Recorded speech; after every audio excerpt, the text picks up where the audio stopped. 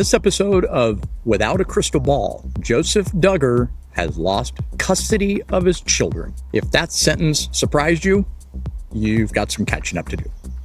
Joseph, one of the 19 Duggar children from the long-running TLC franchise, has been arrested.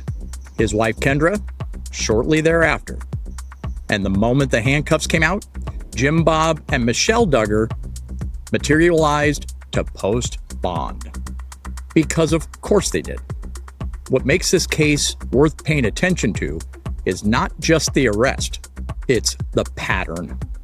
The Duggar family has spent years carefully managing its public image through faith, television, and strategic silence. This particular chapter is considerably harder to manage. Without a Crystal Ball has been covering the Duggar family with meticulous consistency for years. And this episode pulls together every new development as it breaks, including what the custody loss actually means for the children involved, and exactly how Jim Bob and Michelle have positioned themselves at the center of it. Some families are a television show, and then the camera stops. The Toe Sucker of Modesto. Modesto, California, February 2025. A woman starts noticing a man showing up at her workplace every day. She would see him multiple times a day for weeks. Now, most people, when they develop an admiration for someone, might consider a card, perhaps flowers, maybe a politely worded note slipped under a windshield wiper. Christian Solorio had a different vision entirely. In May of that year, Solorio broke into her home while she slept and began biting and licking her toes. I'll give you a moment with that. When she woke up, and credit where it's due, because it took extraordinary composure, she kept him calm through conversation until her family could get to her and dial 911, which raises a question I honestly cannot answer. What do you say to keep that situation calm? We may never know. 28-year-old Christian Solorio has been convicted of felony stalking and handed the maximum sentence, 6 years and 8 months in state prison. As an aside, he also faces drug trafficking charges because apparently breaking and entering and tow crimes weren't keeping him busy enough. Also, big kudos to KCRA's Edie Lambert. She kept a straight face through the entire broadcast. Check it out for yourself. The link's in the description. In 1979, a man named John Wood was shot and killed outside his San Antonio home. Wood was a federal judge. It was the first assassination of a federal judge in the United States for over a century. The man convicted of pulling the trigger was a contract killer named Charles Void Harrelson, also known as Woody Harrelson's dad. That may sound made up, but it's real life. A true crime story, if you will. Charles Harrelson was not quiet about his exploit. At one point, during a 6-hour standoff with police in the Texas desert, he also confessed to being one of the gunmen on the grassy knoll in Dallas in 1963. Yes, that grassy knoll. He later said that he was high and just saying things. That tracks. The Warren Commission was unavailable for comment. Charles died in Supermax Federal Prison in 2007.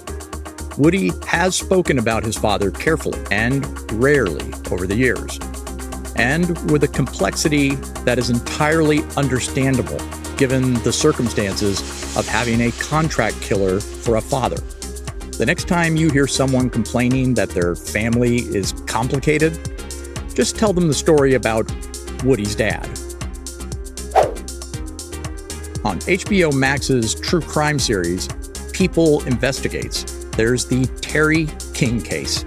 Trust me, just when you think you have this one figured out, you will discover that you were wrong. Cantonment, Florida, Thanksgiving weekend 2001. Firefighters respond to a house fire and find 40-year-old Terry King peacefully relaxing in his living room chair. He was not.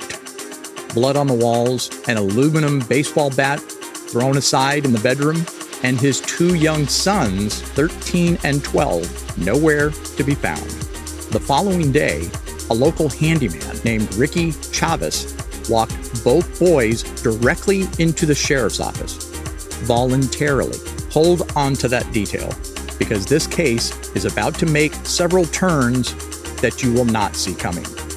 Both boys confessed to murdering their own father. Then, to complicate things further, Ricky Chavez was charged with the killing.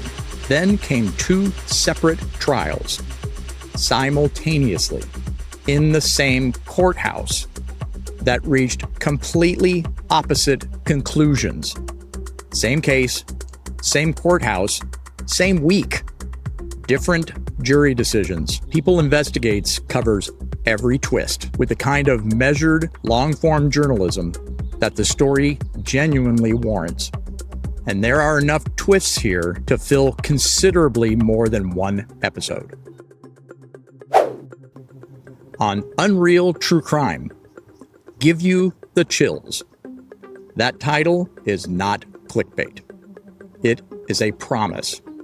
A true crime doc that opens with a bold claim that no movie can top this story, and then spends every minute that follows making an exceptionally strong case for exactly that. Unreal True Crime does well is atmosphere. The presentation sits closer to a cinematic documentary than a traditional YouTube true crime video, and that distinction matters because it changes how the story lands. You are not being told what happened. You are being put inside it. The comments are filled with people claiming they did not see this coming. I'm going to leave it right there. Some stories do not need a synopsis. They just need 26 minutes of your undivided attention. On this episode of True Crime Stories, 5 cases that are too dark for Netflix. That is not a marketing phrase. That is more of a warning. Ty Knotts positions himself as your cold case detective. And what that means in practice is a deep, methodical, unflinching examination of cases that the mainstream true crime machine has largely decided are too uncomfortable to package neatly for a streaming audience, which is precisely why they are worth your attention. These are not cases with tidy resolutions. They are not cases with a satisfying final act, where the system works and justice lands cleanly. These are cases that sit with you. This episode is 1 hour and 52 minutes of exactly the kind of content that reminds you why this genre exists in the first place. Not to entertain, but to bear witness to things that happen to real people and were never given the spotlight they deserve. If you've been into true crime long enough to feel like you've seen everything, you have not seen the likes of these 5 stories. Links to all the stories that are accessible online are in the description. Subscribe to It's About Damn Crime to see more curated true crime stories that you might miss. And if you know a good crime story or channel, share it with us. See you next week for more true crime stories and where to find them.